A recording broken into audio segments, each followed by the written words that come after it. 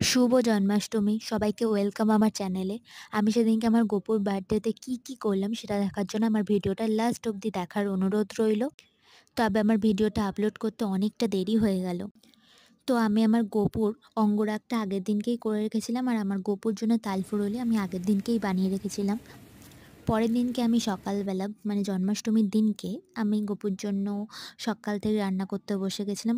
গপুর যেগুলো ফেভারিট, যেমন সুজির কেক, মালপো, সুজির লুচি, আলুর দম, সিমুই পায়েস, চালের পায়েস, পোলাও, আর তাছাড়া ক্ষীর, চকলেট, ক্যাডবেরি, গুড়ের নাড়ু, মোয়া, ননি এগুলো দোকান থেকে নিয়ে আসা হয়েছিল।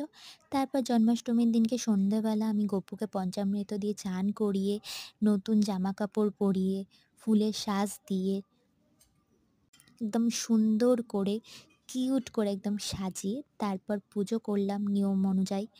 তারপরে আমার গপুকে আমি কেক কাটালাম। আমি আমার গপুর জন্য যে সুজির কেকটা বানিয়েছিলাম ওটাই কাটালাম। তারপর একটু আরতি করলাম। তো তারপর পুজো সমাপ্ত করে সবাইকে একটু প্রসাদ দিলাম।